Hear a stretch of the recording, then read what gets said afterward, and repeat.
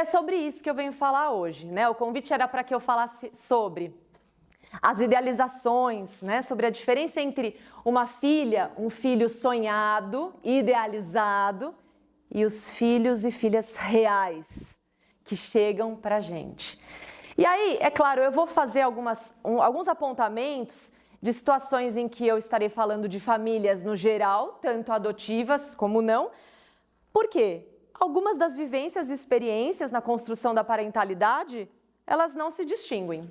E outras sim, a gente tem especificidades. Eu gosto bastante de citar repetidamente Françoise Doutot, que é uma psicanalista francesa, né?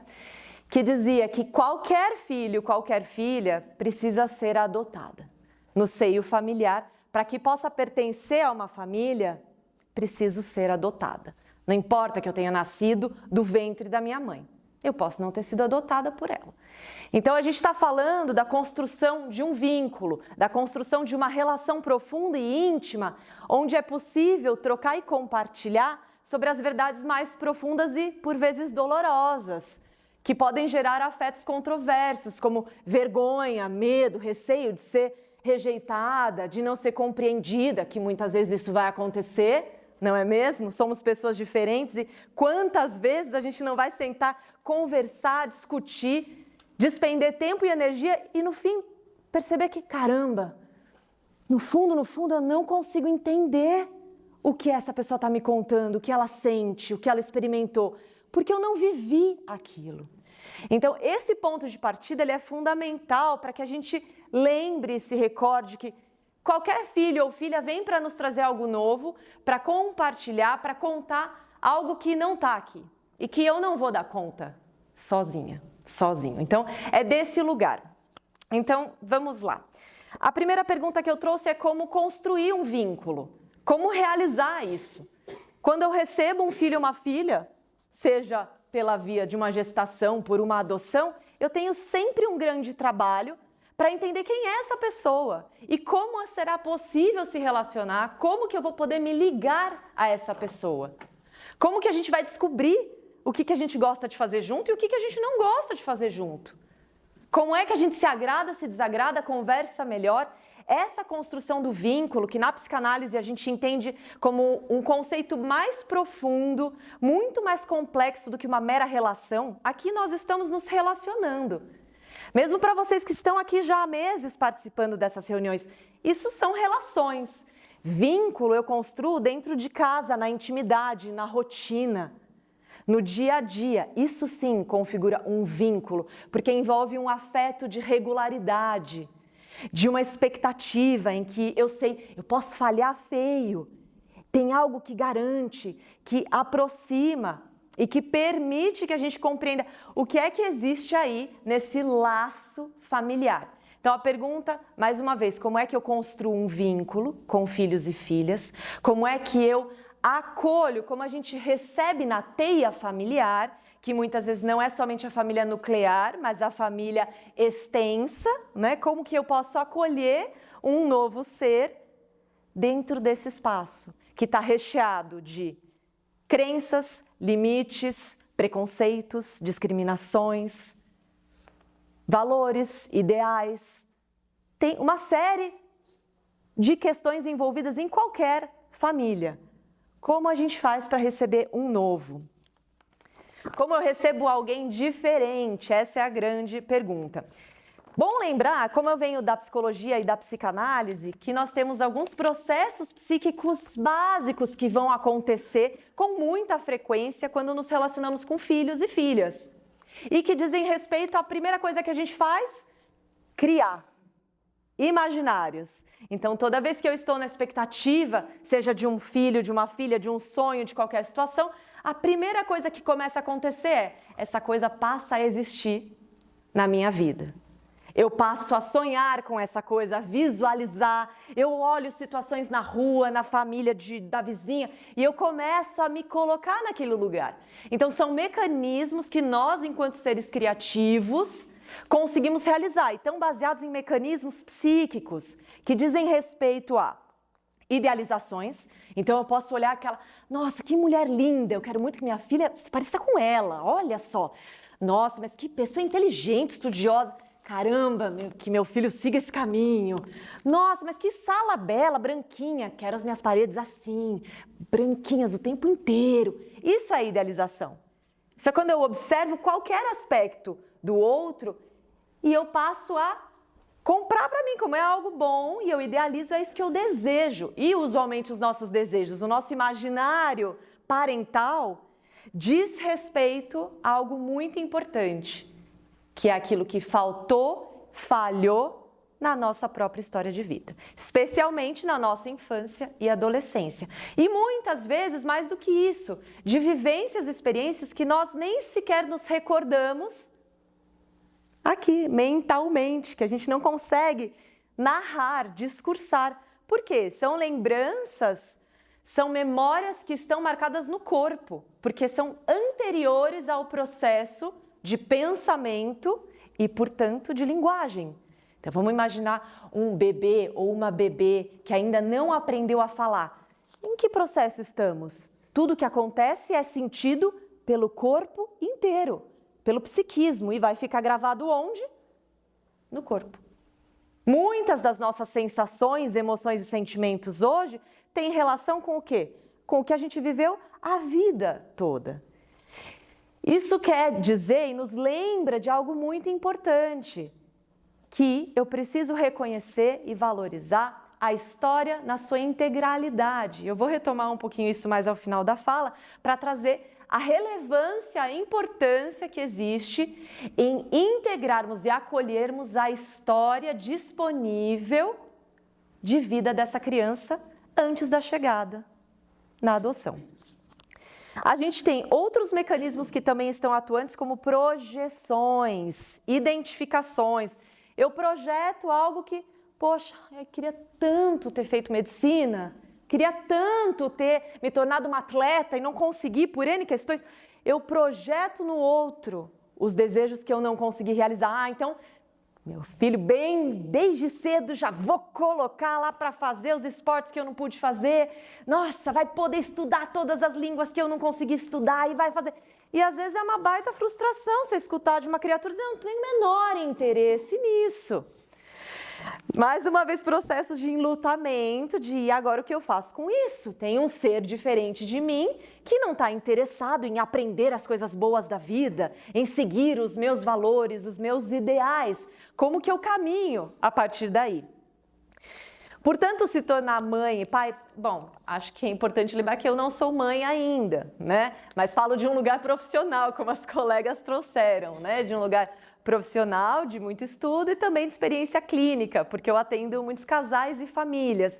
Então, para mim é muito comum escutar, né? E também poder construir junto e muitas vezes reconstruir uma narrativa e um discurso acerca do que é possível, do que é mais do que meramente um sonho e um desejo e daquilo que a gente vai poder revisitar na construção de um vínculo saudável com esse pequeno ser que chega, ou talvez maiorzinho, né? Vai saber que idade que tem cada filho ou filha que chega. Toda vez que a gente se aproxima dessa experiência da parentalidade, e esse termo acho legal explicar brevemente para vocês, que é um termo que especifica a atuação do cuidado sem frisar as diferenças de gênero, sem frisar que mãe faz uma coisa e pai faz outra. Então a mãe é que dá o colo, a mãe é que faz a comidinha e o pai é o que dá a bronca, o pai é o que chega no fim do dia e paga as contas. A gente está em uma situação de bastante movimento aí no caminhar da diminuição das desigualdades de gênero e é importante trazer esse olhar de que hoje nós sabemos que a flexibilidade na atuação, não daquilo que é considerado maternal ou paternal, a gente já nem sequer mais usa esses termos, para lembrar que quem está implicado no cuidado com uma criança troca de papéis e flexibiliza o tempo todo. Portanto, se eu não posso realizar uma tarefa que eu faço muito bem, que é colocar os filhos para dormir em um dia, a outra parte precisa exercitar. Talvez seja mais difícil, talvez leve mais tempo, mas o quanto que a gente consegue realizar essa flexibilidade também comunica acerca da saúde psíquica e mental da família, porque a família é tida como um corpo, como uma teia, um corpo psíquico que vai poder acolher ou também excluir um ser.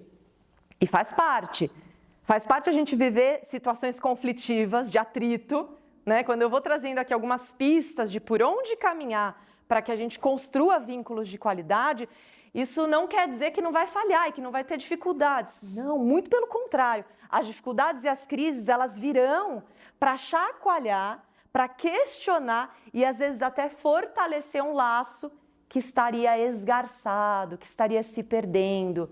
Então também temos um olhar aí para identificar o que fazer diante de desafios, de situações que podem ocorrer. Outra questão importante que nos toca quando pensamos o exercício da parentalidade é a finitude. Todos nós sabemos que vamos morrer em algum momento.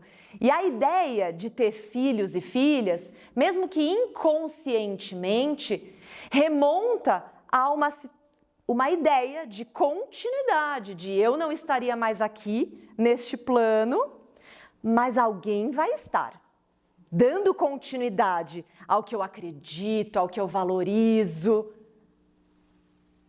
ao que eu faço, ao que eu acho que é importante, ou até mesmo repetindo o meu nome, né?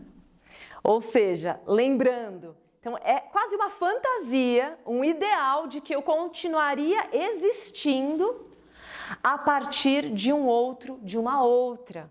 Poxa, tantas coisas que eu não pude experimentar, né, na minha história, na minha infância, na minha adolescência, eu quero oferecer tudo isso para os meus. Cuidado! Dê um passinho para trás, talvez tudo isso seja muita coisa.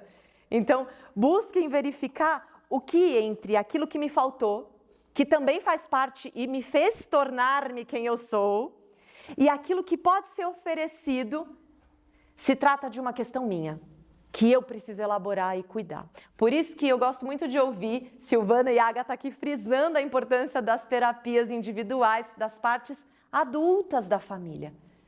Criança e adolescente precisa poder observar que os adultos e as adultas da família estão se trabalhando, seguem buscando se lapidar, se melhorar, evoluir, se desenvolver. A gente não está pronto, é por isso que a gente em muitas situações vai precisar agachar, olhar nos olhos e pedir desculpa. Fiz muito mal, não deveria ter falado dessa forma com você.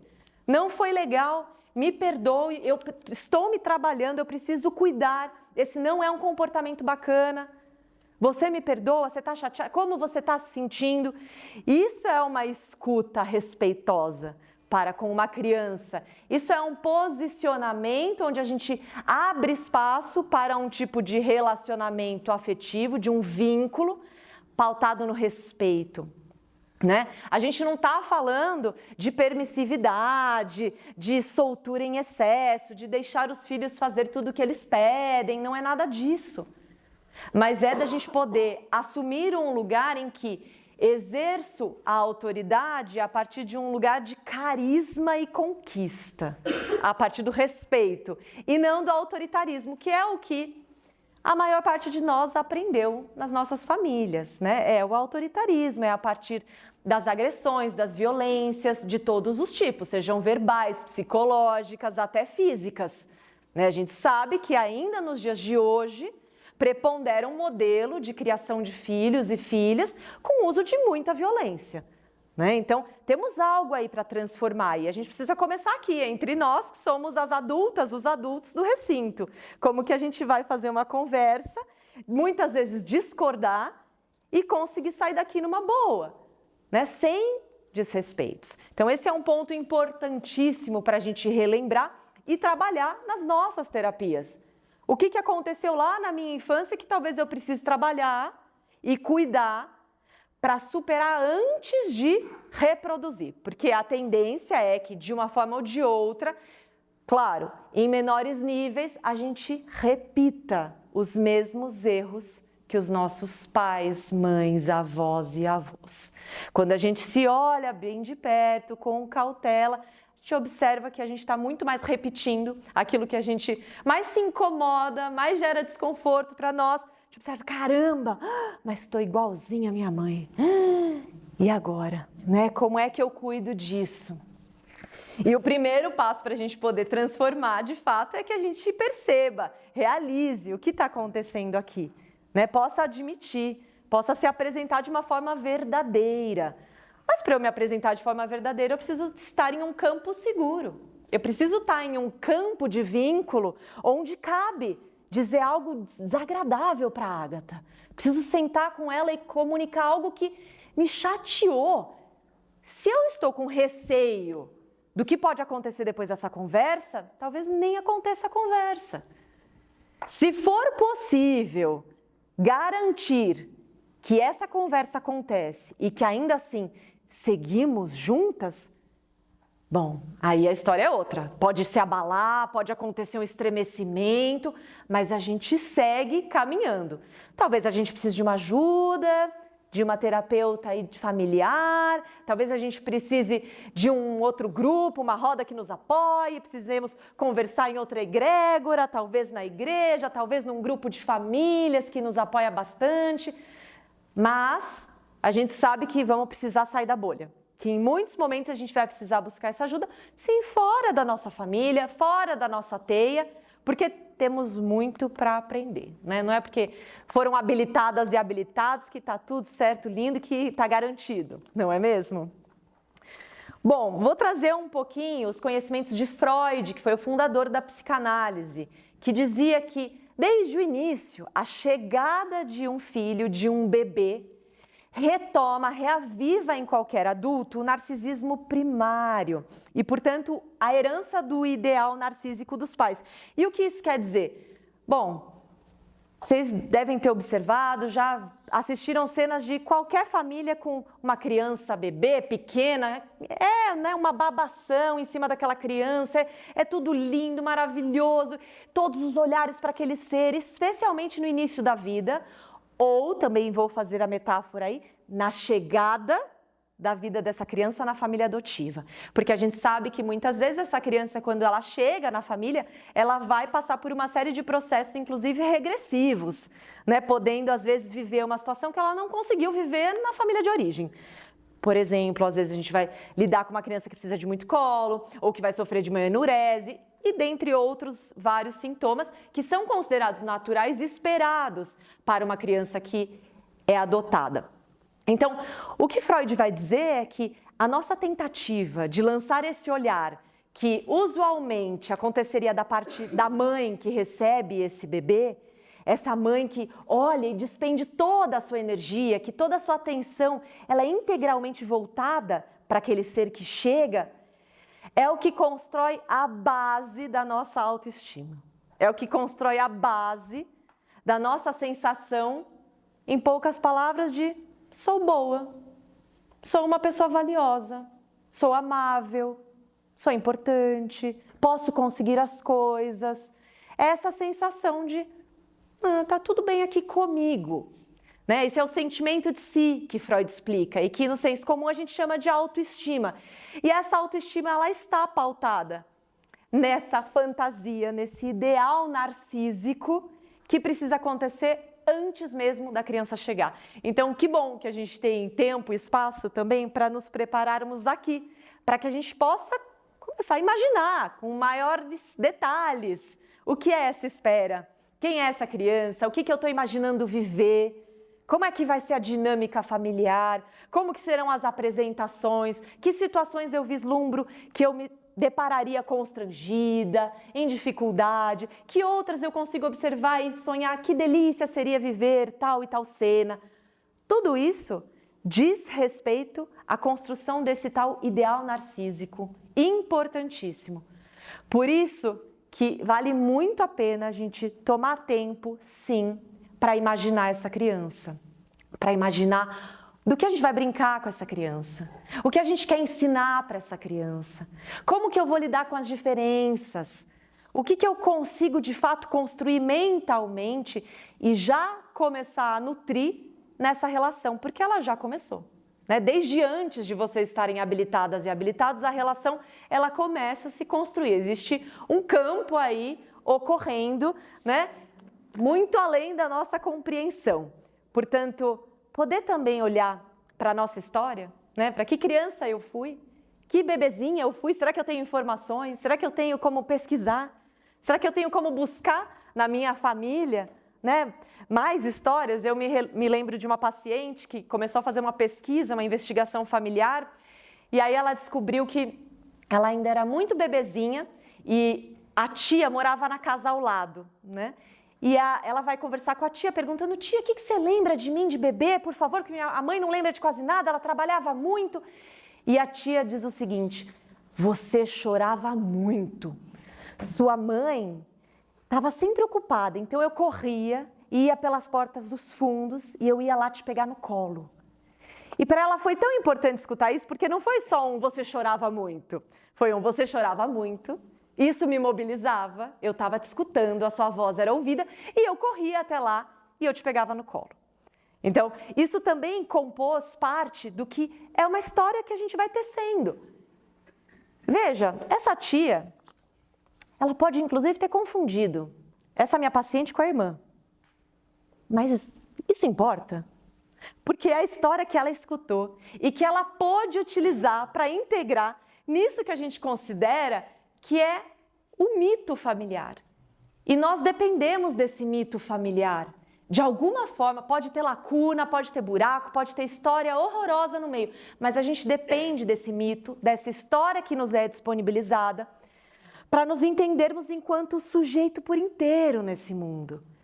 É por isso que é tão comum as pessoas buscarem investigar de onde que eu vim. Que seja para descobrir que não tem informação, não há acesso. Que seja para se frustrar um montão. Ou para descobrir, caramba, preferia não ter sabido. Não, não preferia. Preferia saber e passar por todos esses processos, né? Então a gente está, mais uma vez, falando da importância de nós, enquanto família, mães, pais, cuidadores e educadoras, de nos prepararmos, de nos cuidarmos. Isso não quer dizer agora, vamos fazer isso antes de chegarem as crianças. Não, a gente precisa se cuidar enquanto estiver aqui. Se nós estamos nesse plano, é porque a gente não terminou de aprender o que tinha para ser aprendido. Portanto, se implique em notar, em reconhecer aquilo que eu ainda necessito me trabalhar. Onde é que eu preciso me desenvolver? Porque se eu estou aqui, dê certo há muito. Então a criança muitas vezes ela vem ocupando um lugar daquilo que ficou perdido na vida desses pais, dessas mães, e ela é com frequência colocada em um lugar a renunciar dela mesma.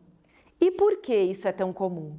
Porque as crianças, para elas, o mais importante é serem olhadas, amadas, admiradas, acalentadas. Então, se ela precisar passar por cima do que ela está sentindo, do que ela deseja e do que ela acredita, ela vai fazer isso. E cada vez com mais maestria, porque ela depende da pertença. Então, poxa, mas é uma criança mentirosa. Cuidado, né? Eu sempre dou alguns passinhos para trás quando a gente está falando de criança e adolescente que mente, né? Por que a gente mente? Eu menti um monte também. A gente mente porque a gente está precisando de alguma coisa. Então, algumas interpretações muito rápidas, muito rasas, a gente precisa cuidar delas. Por que será que algum comportamento inadequado precisou acontecer? O que ele está comunicando e às vezes até denunciando sobre algo que precisa ser olhado e cuidado na família, sobre algo que estaria faltando. Muitas vezes as crianças e adolescentes vão renunciar a si mesmas para quê? Por conta dos sonhos dessa família. Vamos pegar a situação de adolescente prestando vestibular. Quantos a gente não vai escutar que estão lá prestando vestibular de um curso que a família inteira quis, menos a própria pessoa, né? Muitas vezes, minha família inteira é do direito, mas eu não tenho como ir por outro caminho, eu vou ser apoiado se eu continuar nesse percurso. Vou ser linchado se eu for em outro. Exatamente. Então, do que a gente está falando? Do quanto muitas vezes a gente diz, não, mas eu desejo para o meu filho que ele seja feliz, que ele, tome o caminho dele, faça suas escolhas de forma livre. Isso é o nosso discurso, né? mais diplomático, bacaninha. Lá no fundo, nas entranhas, qual é o seu desejo? Quando você fecha os olhos e sonha, você imagina aquela filha, aquele filho vivendo bem, feliz, com sucesso, o que você imagina? Essa é a minha pergunta. Esse é o sonho que a gente vai ter que trabalhar. Porque quanto mais a gente puder soltar desse lugar, né, que a gente puder se ater e reconhecer o quanto dessa exigência, desse sonho, está ligado e amarrado às minhas necessidades, ao que faltou em mim, mais fácil vai ser superar. Não é que está pronto, resolvido, mas mais fácil vai ser dar conta dos lutos, dar conta das perdas, de reconhecer, caramba, não vai querer fazer faculdade, caramba, vai trabalhar ali na mata, olha só, mudou de país, não quer voltar mais. Enfim, todas as demais situações que podem acontecer, né, que acho que vocês têm muitos exemplos, eu não preciso trazer todos eles. Quantas vezes que os pais vão tentar satisfazer de seus desejos não cumpridos através dos filhos? Eu compartilho uma experiência, eu frequentei aulas de balé por mais de 5 anos quando era criança, sem nunca ter gostado. Por algum tempo eu acreditei que eu gostava, porque a minha mãe sempre contou uma história tão bonita e poética do quanto ela começou a fazer balé, ela amava. E aí ela foi impedida de dançar o balé porque ela tinha uma questão na coluna e não pôde mais. Então, né, a primeira filha que aceitou fazer isso, porque a minha irmã mais velha não aceitou, né? Aí sobrou para mim. Aí eu fiz, né? E aí eu recebia muitas recompensas por isso, né? Então vejam o que vai acontecendo também, né? 5 anos não é coisa pouca, né? O que vai acontecendo para que os filhos e as filhas se assegurem de um espaço, muitas vezes, de privilégios, né? Enfim, quantas médicas e advogados por aí cursam suas graduações profundamente inspiradas aí por seus familiares, ou até porque seria mais fácil, né, seguir por esse mesmo caminho. Poxa, minha família já está aí, pode me abrir portas, me ensinam tantas coisas já em casa. A gente sabe que aos 15, 16, 17 anos de idade, que condições nós temos, que maturidade nós temos para eleger, para escolher que profissão nós iríamos nos dedicar por longos anos. Nem vou dizer a vida toda, mas por longos anos. Pelo menos por 10, 15, 20 anos. Que condições a gente tem? Então, são seres extremamente influenciáveis. Se a gente não tem uma abertura, espontaneidade, para escutar a liberdade e o desejo de uma criança, de um adolescente, usualmente eles vão atender aquilo que parece mais cabível, que vai oferecer salários melhores, ou que vai no caminho que, não preciso trabalhar tanto, ou onde eu posso viver. Enfim, uma série de aspectos que a gente vai precisar cuidar também. Então vamos lá, como tentar abrir um espaço para as nossas filhas e filhos reais? Eu quero também direcionar para a gente poder conversar um pouco, que eu quero poder ouvir vocês. Né? A grande pergunta que eu penso em construirmos juntos e juntas aqui é como então construir esse caminho, esse percurso para nos relacionarmos melhor com esses filhos e filhas reais, que muitas vezes vão estar escondidos. A gente vai ter que nutrir, cuidar dessa relação para acessar. E às vezes isso não acontece tão rápido, às vezes isso não acontece em 6 meses, 1 ano. Qual é o tempo que isso vai levar? É um tempo subjetivo. Eu trouxe algumas pistas bem simples e didáticas para a gente pensar sobre essa construção. E a primeira pista é cuidar de mim. Então, aquilo que diz respeito a nós, enquanto adultas, adultos, enquanto cuidadores, olhar para a nossa criança. Não é olhar somente para nós enquanto hoje, como eu estou, de que forma eu vivo, mas é como foi minha criança, onde que doeu, como ela sofreu, o que é que eu ainda tenho de ressentimentos por aquilo que eu não recebi enquanto criança ou adolescente. Essa é uma investigação muito potente e que, de preferência, seja realizada em espaço terapêutico, individual, em grupo, enfim. Né? A gente tem muitos espaços, mas é algo essencial, fundamental. Se eu não puder olhar para a minha criança, ela não ficou lá atrás, ela está aqui. Ela está aqui com vergonha, ela está aqui sem graça, ela está aqui pensando o que estão pensando de mim, me julgando. Caramba, tropecei ali, o que pode rolar? Nossa, estou trocando palavras. A criança está o tempo todo aqui. E quanto mais a gente pode acolhê-la, olhá-la, mais tranquila ela fica. Mais à vontade eu posso estar no mundo. Não é uma tarefa fácil, especialmente se eu vivi uma infância muito dura. Né? Isso, cada pessoa vai poder investigar e olhar para dentro.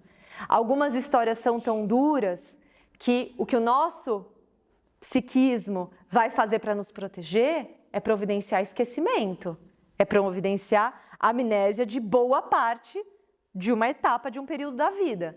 É possível resgatar, retomar essas experiências, essas memórias e lembranças? Sim, desde que se providenciem espaços seguros de acolhimento, de escuta. Para isso estão as terapias.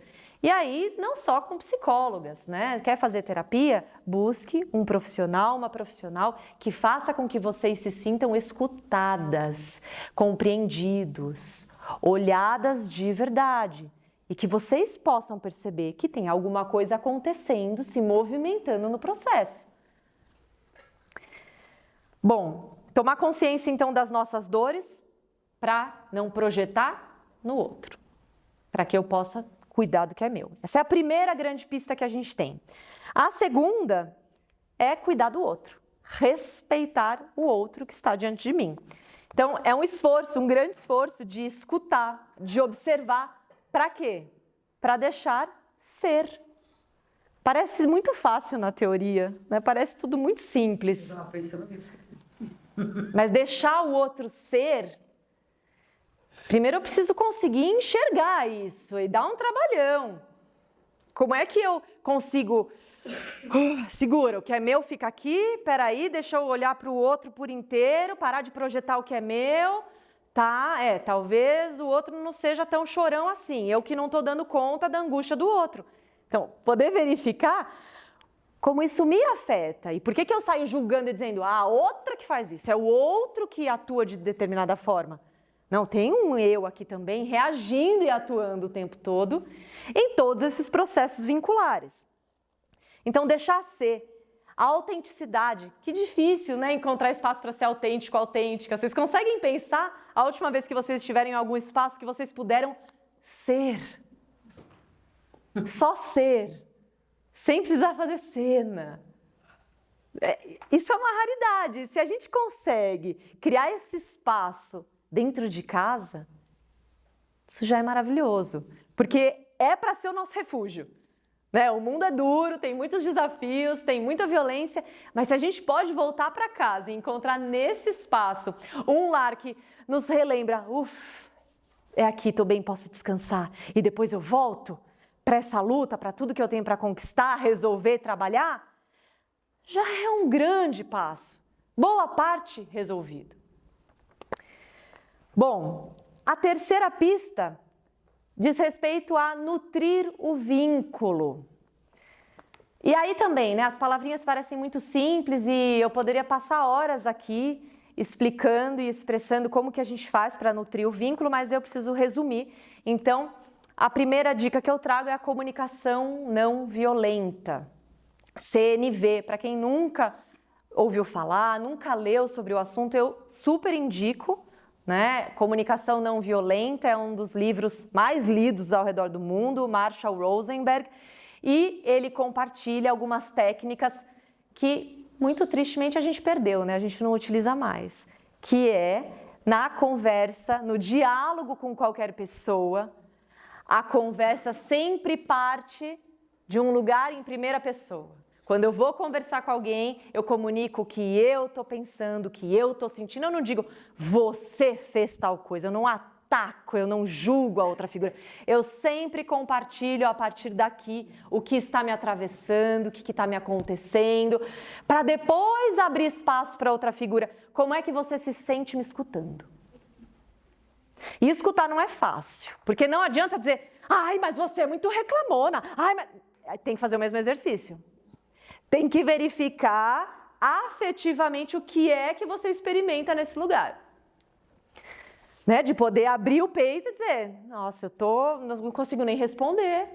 Tô super magoada com você, essas coisas Nossa, tô acabada, eu acho que eu não tenho mais nem valor, não quero mais nem ficar aqui, tô querendo sair correndo. Às vezes é isso que eu tenho para dizer, profundamente verdadeiro.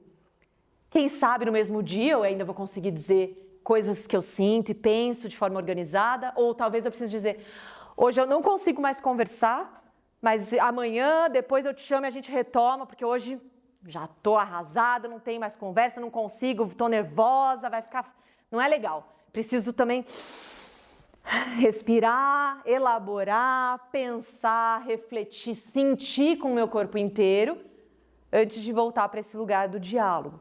Isso não é nada fácil. A gente não está habituados a fazer, não nos ensinaram a fazer isso enquanto crianças e a gente está tendo que descobrir, desenvolver uma habilidade de comunicação extremamente complexa. E para isso eu preciso reconhecer o que eu sinto. Outra dificuldade, né? O que está me atravessando de emoção, de sentimento? Que gatilhos acontecem? Muitas vezes estou discutindo com você, mas estou engatilhada de situações que nem têm a ver com você. Mas e aí, como que eu separo? Como que eu vou e volto nessa mistura? Por quê?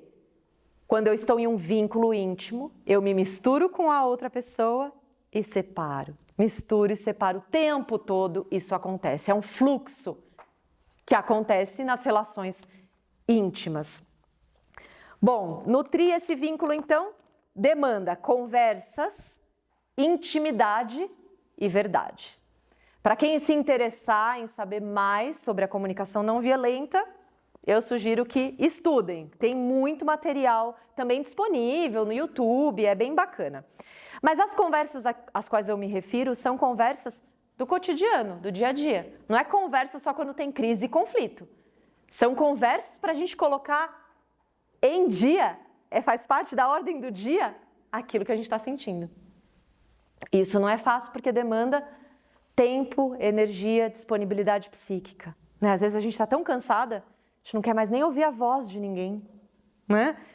Como que a gente faz para nutrir vínculos, mesmo nessa rotina tão maluca na qual nós vivemos, não é mesmo?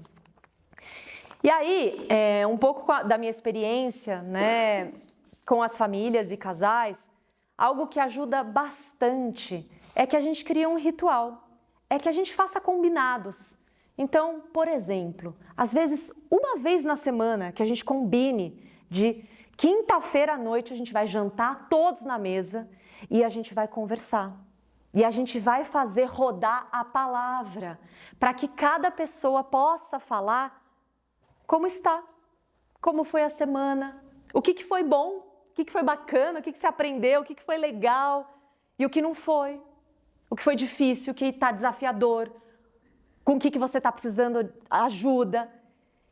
Muitas vezes a gente vai precisar agendar, marcar essa conversa, porque se a gente não fizer isso, não vai acontecer. Nós somos engolidas pelo dia a dia. Então, ainda que a gente sugira uma vez por semana, né, o ideal seria que isso acontecesse com mais regularidade, com mais frequência, mas talvez sejamos honestas e honestos, né, com a gente mesmo, né? Como que eu consigo fazer isso na minha casa, no meu espaço, de que maneira? Isso também não desimplica que uma mãe faça um encontro com cada filho separadamente, que o pai possa fazer isso, né? São situações das mais diversas, mas que esse momento sagrado, e eu considero profundamente sagrado esse encontro, esse momento para nutrir o vínculo, ele vai precisar acontecer com certa regularidade, sim.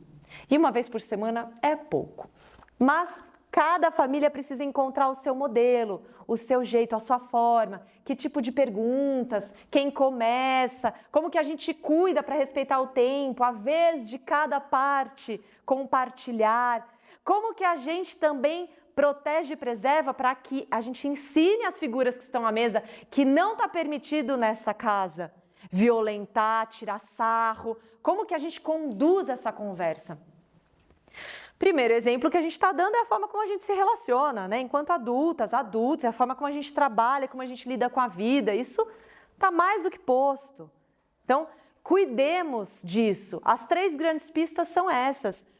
É olhar para mim, cuidar de mim, cuidar do outro e nutrir esse vínculo. Porque esse vínculo é corpo. é algo que está presente. Se a gente não cuidar, não investir, ele adoece. Faz parte, inclusive, conflito e atrito.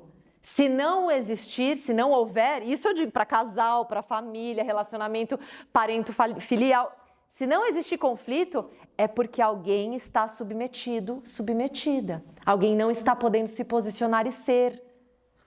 Porque toda relação, todo vínculo de qualidade implica em discordância, diferença e crise. Não estou dizendo que é uma balbúrdia, gritaria e conflito todo dia, mas só para lembrar que se você vive uma relação maravilhosa que não tem nenhuma rusga, algo está errado aí também. Então desconfiem quando a gente escuta um discursinho muito cor-de-rosa acerca de qualquer relacionamento. Aí tem coisa. Portanto, não é para nos assustarmos que esteja difícil, que seja um desafio, que traga situações novas que eu não saiba como lidar, mas eu preciso buscar a roda, eu preciso buscar o encontro, eu preciso encontrar onde eu vou realmente me nutrir para dar conta da intimidade desse espaço familiar.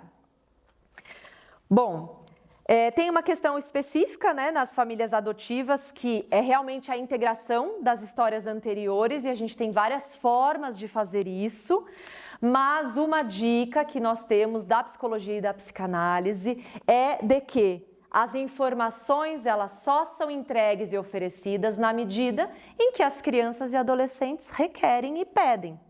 Né? E a gente vai sempre analisando qual é o nível de maturidade da criança, do adolescente. A gente fica muito assustada e desesperada com que resposta eu vou dar sobre uma questão da família, ou uma questão da sexualidade, ou uma questão... Enfim, responde curto e simples. Quanto mais essa criança quiser saber, ela vai perguntar. Ela vai seguir na investigação.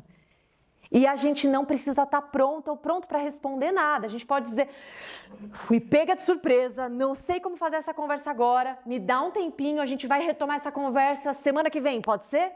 Essa é uma estratégia que a gente sempre tem para que a gente não se perca e faça conversas tortas, né? Não se utilize da verdade.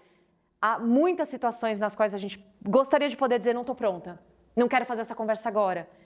E eu preciso saber colocar esses limites, até para ensinar os meus filhos e filhas a dizer também, agora não vai dar, não quero, não é bom para mim, pode ser outra hora, pode ser mais tarde, para que a gente cuide e não recuse, não negue algo que é de direito de qualquer ser humano e ser humana, que é da história da sua vida, a história que estiver disponível, muitas vezes a história é restrita, muitas vezes ela não é tão bonita e a gente vai tentar entender de que maneiras também a gente conta e narra essa história. Porque toda história, né, tem vários ângulos e formas para contá-las. Então a gente também, com muito cuidado e amorosidade, vai encontrar formas para oferecer isso que é de direito do sujeito de forma respeitosa. Essa é a ideia. Bom, outro ponto que eu gostaria de trazer, antes de encerrar minha fala, é sobre a comparação entre irmãos e irmãs, ou até mesmo com outras figuras de fora, né? E os seus efeitos negativos na subjetividade de cada pessoa. Essa é uma técnica, uma estratégia muito utilizada nas famílias, né? De tentar incentivar uma figura comparando com outra que eu julgo ser melhor, que eu julgo estar com mais sucesso, que eu julgo estar mais bacana. Isso só gera prejuízo, a gente sabe. Uma das formas da gente ensinar é compara com a própria pessoa. É o passinho que eu dei, olha o quanto eu evoluí, caminhei do ontem para o hoje. E não é com a vizinha, não é com o irmão, não é com o tio e não é com a atriz da televisão. Esse é um movimento que a gente precisa cuidar. Nós todos e todas sofremos essas comparações em muitas situações e a gente mal reconhece os malefícios dessa prática. Mas hoje a gente tem aí muito estudo, muita gente comentando o quanto a gente precisa se preservar e recusar tais comparações. Para isso a gente precisa cuidar primeiro, né, como a gente recebe essas comparações e também como a gente vai ensinar as nossas crianças a não aceitarem tais comparações, para preservar a integridade. E para isso a gente precisa de uma prática que é o olhar atento, a escuta para reconhecer o passo a passo no desenvolvimento de cada um que chega perto de nós. Isso só é possível quando a gente está bem perto.